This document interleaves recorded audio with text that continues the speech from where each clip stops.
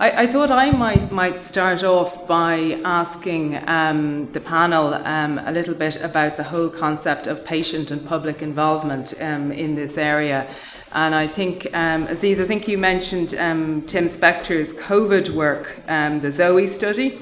And I think that group have a nice phrase, citizen science, the idea that citizens participate in these large-scale research projects. But we know equally there are other people have concerns, particularly when it's, I suppose, going down into things like location data and the whole concept of maybe, a social license to conduct these studies. So what do you think? I mean, we can all see here very clearly, I suppose, the immense benefits of using this data. But what do you think, say for us, maybe here in Ireland, who are a little bit behind in this area, what do you think might be the best way to progress in terms of engaging the public and getting our message across?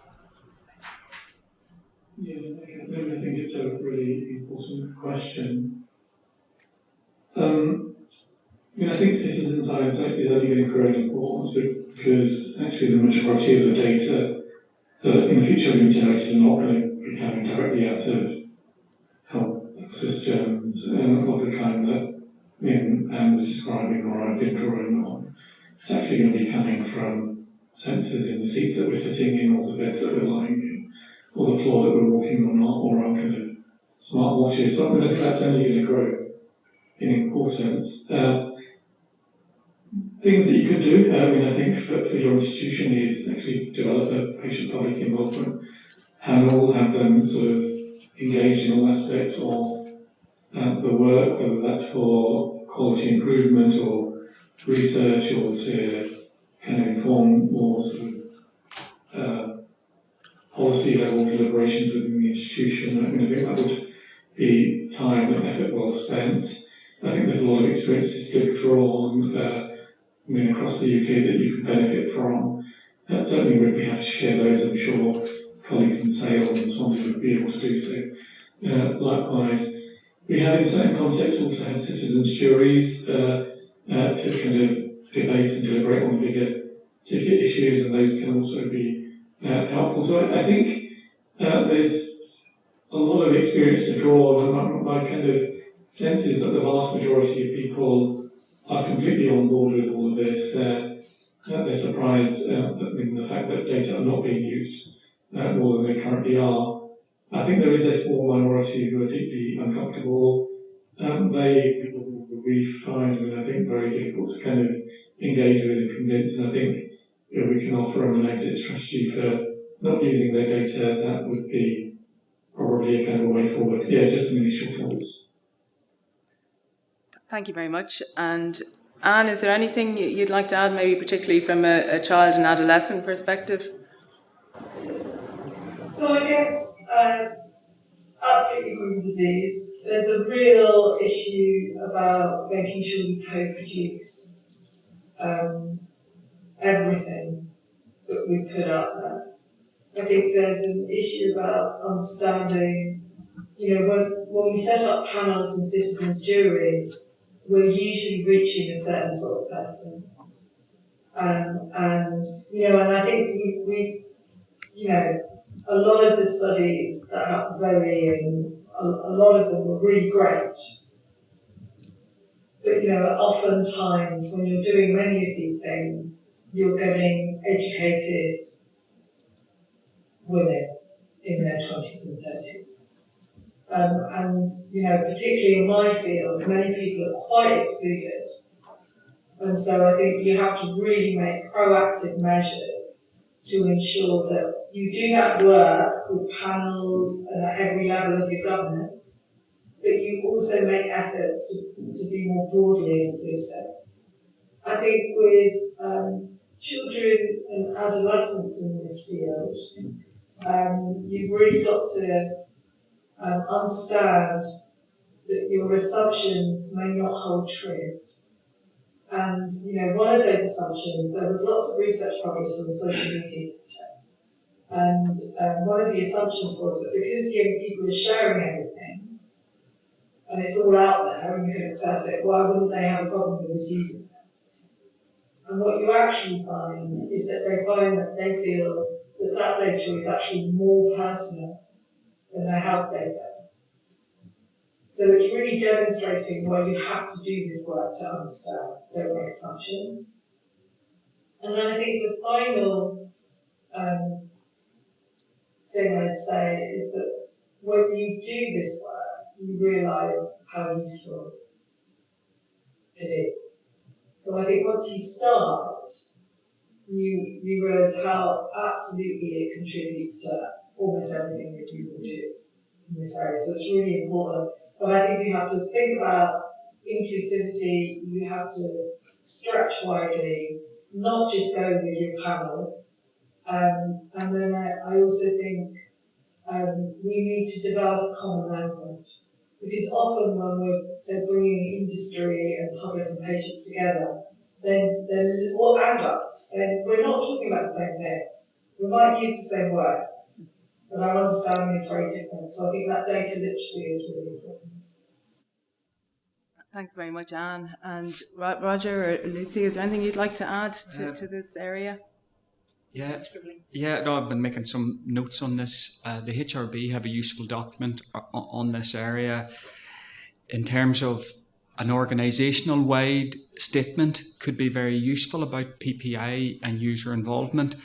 And I was involved in a piece of research a number of years ago on this topic, and we identified 3 different groups.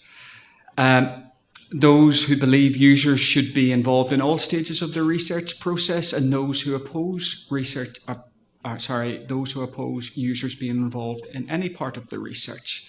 There's of course a middle road, and there's also ensuring that it's appropriate to your organisation and the research, and that it's meaningful. Just a couple of examples. In terms of language, it was touched on by the previous speaker. They give an example of an email to a member of staff about a research topic, and then it was disseminated to the user group for information.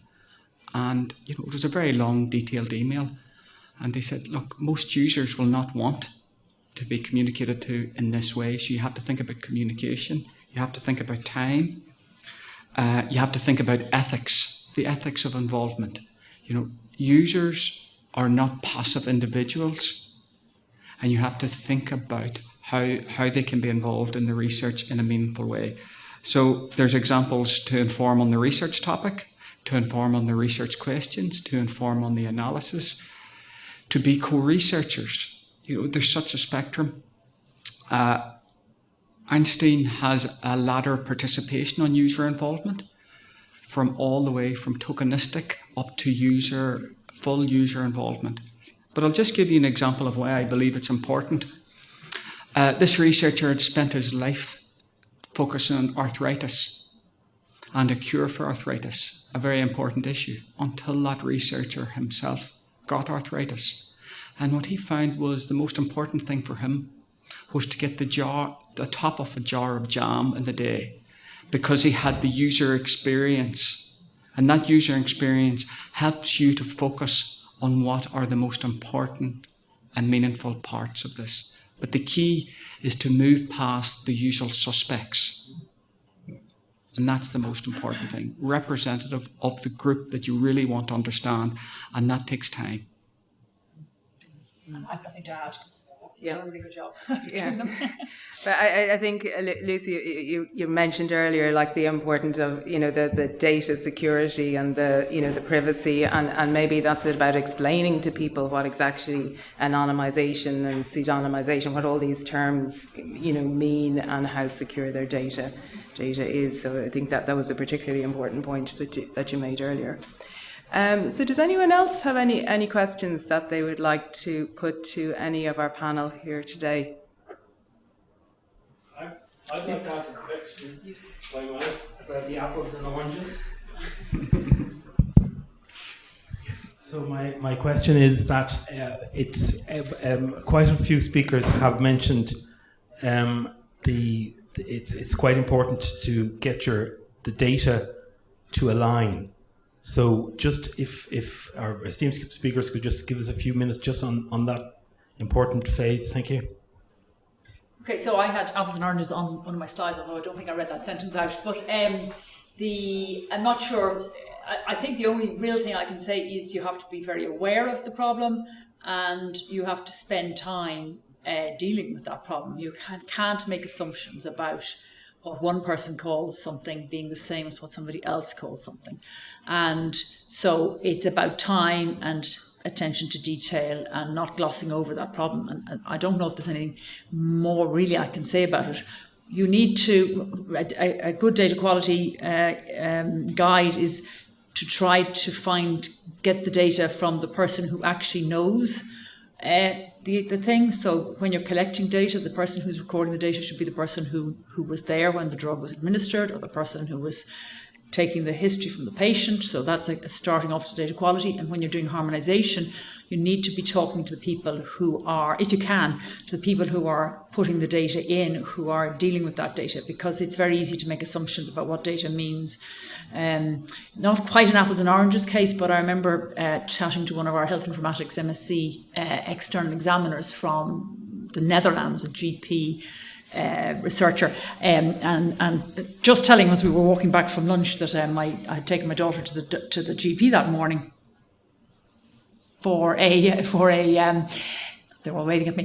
Take my GP that morning for a bad cough, and that the GP had given me a prescription for antibiotics for her, but said, look, if she's still coughing in 4 or 5 days, you could give it to her. And he was, gosh, when we see prescription in our data set, because they have a national GP data set, we assume if it's prescribed, it's given. We don't want our GPs giving people prescriptions that they're not planning to be administered. It's just an example, but what does the data mean? Prescriptions don't mean, and in some contexts, prescriptions might mean been administered more so than in other contexts. So you have to just go back to each case and go, what is it that's going on here? I don't think there's no magic bullet. That's all I'm going to say. Okay. Well, listen, at that point, sorry, I beg your pardon. Did somebody want to come in? Yeah. That example is a really good example of why, when you're doing this work, the limitation section and the caveats around what you've done is really important. And sometimes I think in service-led reports you don't see it. So the way you would get around that problem with it was prescribed but was it taken is you might think about linking to dispensing data. But you might not do that. But what you want to see is the caveat. So, I always have to write, I've looked at this diagnosis, that just means that someone presented, it got recognised, got recorded. There's a whole load of steps to that happening. And there'll be a whole bunch of people where it didn't happen. They didn't even go to station. So I think it's really highlighting, you have to understand your data, what it means, and you have to be really explicit about the weaknesses of what we do.